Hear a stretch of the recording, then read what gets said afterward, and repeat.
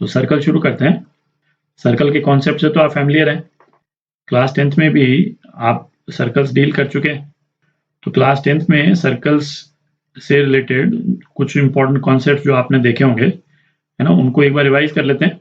उनका प्रूफ नहीं करेंगे यहाँ पे, क्योंकि प्रूफ आप 10th में कर चुके हैं, पर वो जो रिजल्ट्स हैं उनको एक बार देख लेते हैं, क्योंकि वो रिजल्ट्स बार बार आएंगे, है ना। ये टॉपिक जब अपन कवर करेंगे तो उन रिजल्ट्स को एक बार देख लेते हैं, है ना।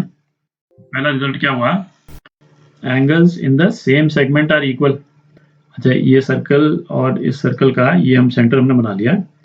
तो इस रिजल्ट का मतलब क्या निकला कि यदि कोई दो पॉइंट हैं, है ना, वो सर्कल को डिवाइड कर रहे हैं, है ना, ये मेजर सेगमेंट है और ये माइनर सेगमेंट है ना, ये छोटा वाला सेगमेंट है, आर्क है, और ये बड़ा वाला आर्क है। तो ए बी से लेकर के यदि हम एंगल्स बनाते हैं किसी भी एक सेगमेंट में, कोई एक सेगमेंट अपन ले लें, तो ये मेजर आर्क वाला सेगमेंट यदि अपन ले लेते हैं, तो जितने एंगल्स होंगे ए बी से यदि हम बनाते हैं, ये सारे एंगल सेम होंगे, ठीक है। Angles in the same segment are equal. और इसी तरह से हम ये माइनर वाले आर्क में भी जितने एंगल यदि बना दें, जैसे ये एंगल अपन ने बना दिया, ये वाला एंगल हमने बना दिया, तो ये एंगल्स भी सेम होंगे, ठीक है। सेम होंगे मतलब इक्वल होंगे। दूसरा रिजल्ट देखते हैं। तो ये क्या, chords of equal length subtend equal angles at the centre and vice versa. मतलब यदि दो कॉर्ड्स हम ले लेते हैं, ये सेंटर हमने बना लिया, तो एक कॉर्ड ये है और सपोज दूसरा कॉर्ड ये ले लिया, ठीक है, ए बी और ये सी डी। और यदि ए बी यदि सी डी के बराबर है ना, लेंथ उन दोनों के बराबर है, तो क्या बोल रहा है, ये जो सेंटर में एंगल सबटेंड करेंगे, मतलब ये वाला एंगल और ये वाला एंगल, ये दोनों एंगल सेम होंगे। और वाइस वर्सा भी ट्रू है कि यदि दो कॉर्ड सेम एंगल सबटेंड कर रहे हैं सेंटर पे, तो दोनों कॉर्ड्स की लेंथ सेम होगी, ठीक है। ये वाला रिजल्ट हो गया। एक और रिजल्ट देखते हैं। तो ये रिजल्ट देखते हैं, angle subtended by an arc at the center is double the angle subtended by the arc at any point on circumference। तो क्या मतलब निकला है, यदि ये हमने एक आर्क ले लिया आर्बिट्रेरली, है ना, ए बी आर्क ले लिया। अच्छा, ये ए बी आर्क जो है वो सेंटर में यदि कोई एंगल सबटेंड करता है, ये वाला एंगल, ठीक है, और यही आर्क यदि सर्कमफ्रेंस में कोई एक एंगल सबटेंड करता है, तो ये एंगल यदि थीटा है, तो ये वाला एंगल कितना होगा, 2 थीटा, ठीक है। एक ये रिजल्ट भी किया होगा आपने। और रिजल्ट देखते हैं, angle subtended bye semi circle is right angle. ये जो पिछला वाला रिजल्ट था, है ना, उसी से फॉलो कर रहा है बेसिकली, कि ये इसका सेंटर हो गया सर्कल का, सेमी सर्कल, ठीक है। तो angle subtended bye semi circle at the circumference, ठीक है। तो मतलब यदि सर्कमफ्रेंस में ये सेमी सर्कल एंगल सबटेंड करेगा, तो ये एंगल 90 डिग्री होगा, ठीक है। पिछले वाले रिजल्ट से कैसे फॉलो कर रहा है, ये तो आप देख ही रहे हैं भाई। सेंटर पे ये जो डायमीटर है, क्या एंगल सबटेंड कर रहा है, 180 डिग्री सबटेंड कर रहा है, ठीक है। तो सर्कमफ्रेंस पे जो एंगल सबटेंड करेगा 180 डिग्री का आधा होगा। 180 डिग्री का आधा कितना हो गया, 90 डिग्री। तो ये जितने एंगल्स हैं जो सर्कमफ्रेंस पे डायमीटर सबटेंड करता है, वो क्या है ना, सारे के सारे 90 डिग्री हैं, ठीक। Next result, perpendicular drawn from the center of a circle on a chord bisects the chord and vice versa। मतलब ये chord ले लिया हमने और सेंटर से यदि हम परपेंडिकुलर लाइन ड्रॉ करते हैं इस chord पे, तो ये इस chord को बाइसेक्ट कर देगी, मतलब ये डिस्टेंस और ये डिस्टेंस जो है वो सेम हो जाएगा, ठीक है। अच्छा, इसका वाइस वर्सा भी ट्रू है। वाइस वर्सा क्या हुआ कि ये हमने chord ले लिया और सेंटर से इसको बाइसेक्ट करने वाली एक लाइन हमने ड्रॉ कर दी। ये लाइन हमने इस तरह से ड्रॉ की कि ये दोनों बराबर है, तो उस केस में क्या हो जाएगा, ये लाइन परपेंडिकुलर होगी कॉर्ड के, ठीक है। मतलब इसका रिवर्स भी ट्रू है। इसका भी प्रूफ आपने किया होगा 10th में। Equal chords are equidistant from centre and vice versa, है ना। दो कॉर्ड यदि हम ले लें, कोई भी ए बी और सी डी, है ना, ये दो कॉर्ड अपन ने ले लिए, इनका डिस्टेंस जो है सेंटर से, ये डिस्टेंस d1 और इस डिस्टेंस को यदि मैं d2 बोल दूं तो d1 जो है वो d2 के बराबर है यदि AB जो है वो CD के बराबर, दोनों कॉर्ड्स की लेंथ बराबर है तो उनका डिस्टेंस सेंटर से सेम होगा। अच्छा, रिवर्स भी ट्रू है। तो रिवर्स ट्रू करने के लिए कि यदि ये कोई कॉर्ड है और उसका डिस्टेंस जो है वो d3 है और कोई एक दूसरा कॉर्ड है उसका डिस्टेंस जो है वो सपोज d4 है, और यदि d3 d4 के बराबर है तो उसका इम्प्लीकेशन क्या हो गया कि इन दोनों कॉर्ड्स की जो लेंथ है L1 L2, L1 जो है वो L2 के बराबर होगा। ठीक है ना, वाइस वर्सा भी ट्रू है, रिवर्स भी ट्रू है इसका। नेक्स्ट रिजल्ट क्या, tangent to a circle is perpendicular to line joining centre at point of contact. Tangent क्या होता था, कोई भी पॉइंट P यदि हम ले लें जो कि सर्कल के बाहर है और इस तरह से लाइन ड्रॉ करें कि वो लाइन सर्कल को केवल टच करे, जैसे ये लाइन हमने बना दी जो कि सर्कल को केवल टच कर रही है, मतलब एक ही पॉइंट ऑफ कांटेक्ट है उस लाइन का और सर्कल का। ठीक है, तो इसको हम क्या बोलते थे, इसको हम बोलते थे टेंजेंट बोलते थे। तो टेंजेंट की यहाँ पे क्या प्रॉपर्टी है कि यदि सेंटर से टेंजेंट पे यदि हम लाइन ड्रॉ करते हैं तो ये लाइन टेंजेंट के परपेंडिकुलर होगी at the point of contact. ठीक है, और टेंजेंट को ही लेके है ना एक रिजल्ट और है, उसको भी देख लेते हैं। तो ये क्या, lengths of tangents to a circle from an external point are the same, है ना। ये एक्सटर्नल पॉइंट हमने ले लिया तो हम टेंजेंट कितने ड्रॉ कर सकते हैं, दो ही टेंजेंट ड्रॉ कर सकते हैं सर्कल पे पॉइंट P से। तो एक टेंजेंट तो हमने ये ड्रॉ किया, तो दूसरा टेंजेंट हम कैसे ड्रॉ कर सकते हैं, कुछ इस तरह से ड्रॉ कर सकते हैं। ठीक है, तो ये क्या बोल रहा है, ये दोनों टेंजेंट जो हमने ड्रॉ किए इसको पॉइंट A बोल देते हैं, ये point of contact point B बोल देते हैं। तो PA जो है वो PB के बराबर है, दोनों टेंजेंट्स की लेंथ एक्सटर्नल पॉइंट से बराबर है। ठीक है, तो ये कुछ रिजल्ट्स थे आपने 10th में किए भी होंगे और इन सभी रिजल्ट्स का है ना प्रूफ भी आपने किया होगा। तो और मैं तो सजेस्ट करूंगा कि ये जितने जो अपन ने रिजल्ट्स देखे इनके प्रूफ्स भी आप चाहें तो एक बार है ना जा करके एक बार दोबारा देख लें, फैमिलियर हो जाएं उनसे यदि आप, तो अच्छा रहेगा। ठीक है, तो सर्कल के टॉपिक में सबसे पहले इक्वेशन ऑफ सर्कल करते हैं। तो सर्कल की इक्वेशन निकालने के लिए देखते हैं सर्कल को हमने डिफाइन किस तरह से किया था।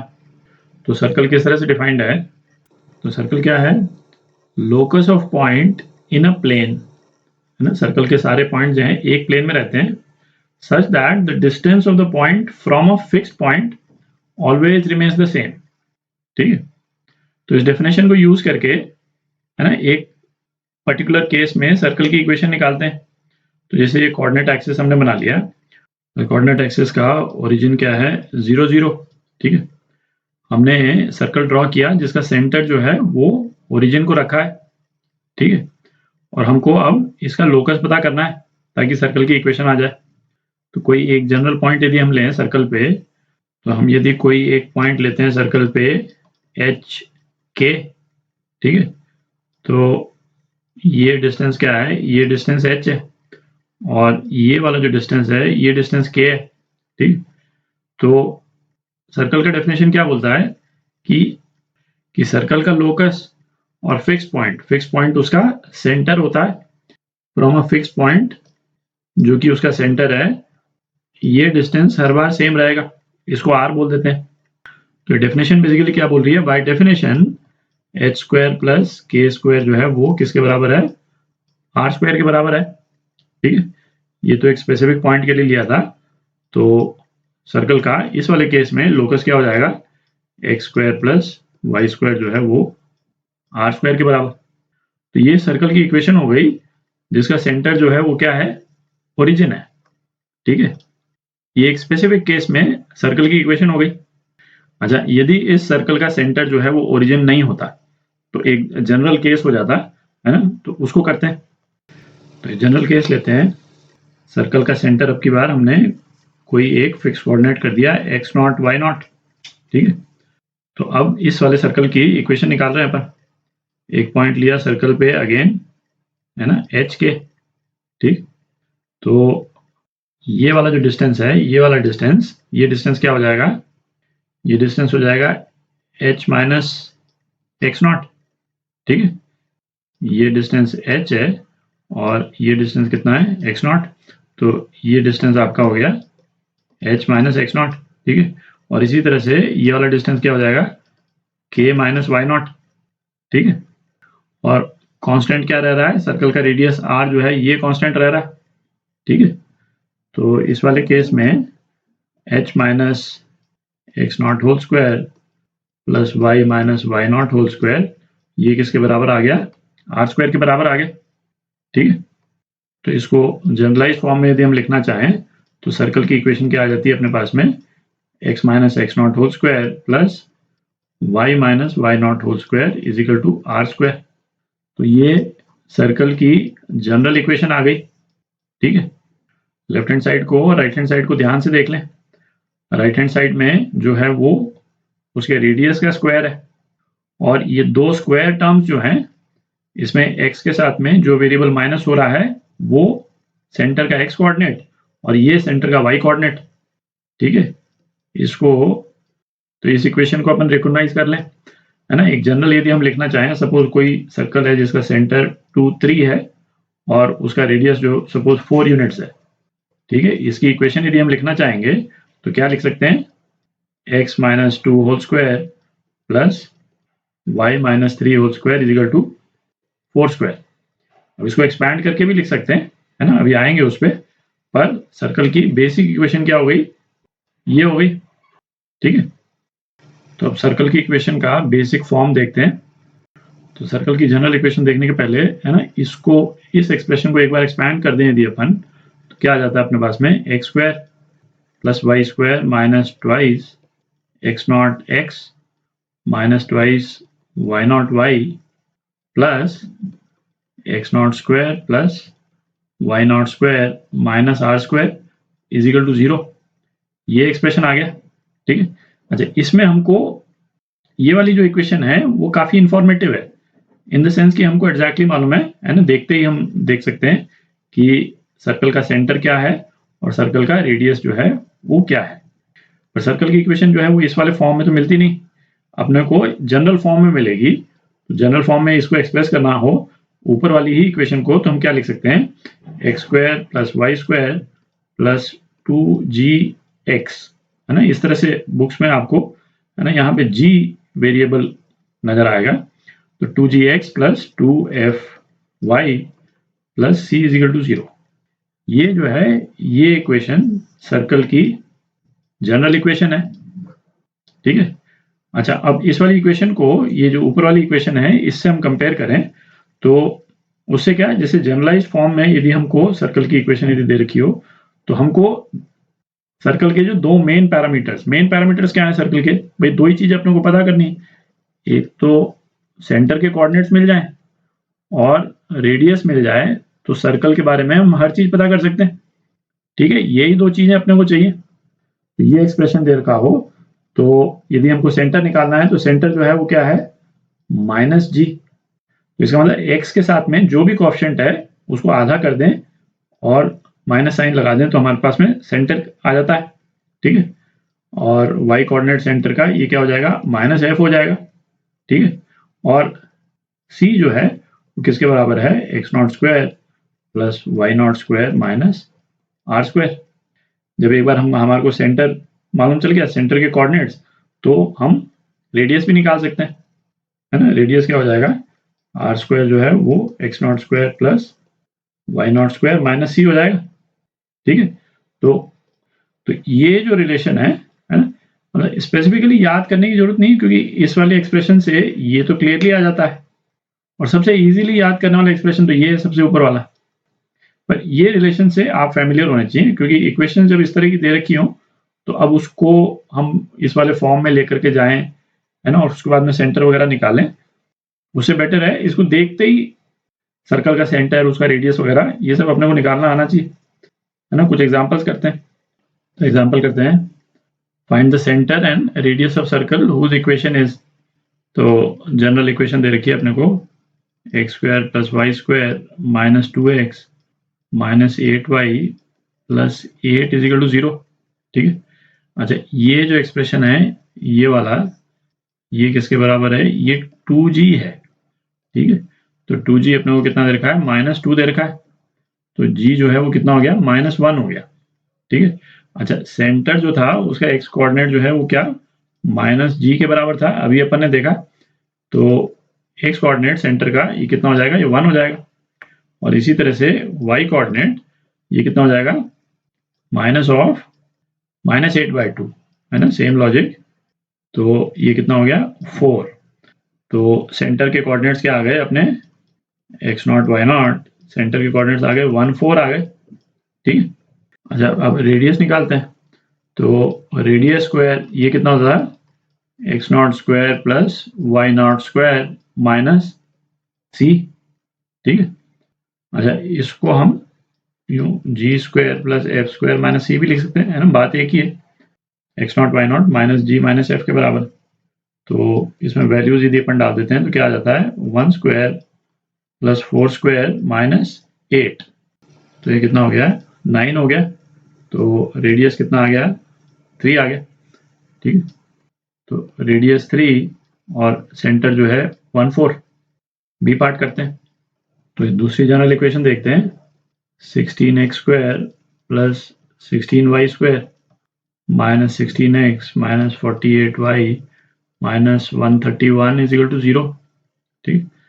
तो ऐसे केस में जहाँ पे x और y और y स्क्वायर के आगे कोई टर्म लगी हुई हो तो उस टर्म से अपन डिवाइड कर दें, है ना, ताकि हमको जो जनरल एक्सप्रेशन जो है ना, जो x square plus y square plus 2gx plus 2fy plus c is equal to 0। इसमें x और y के आगे कुछ भी नहीं है ना, 1 है बेसिकली। तो इसके सिमिलर बनाने के लिए 16 से डिवाइड कर देते हैं अपन। तो x square plus y square minus x minus 3y minus 131/16 is equal to 0। ठीक।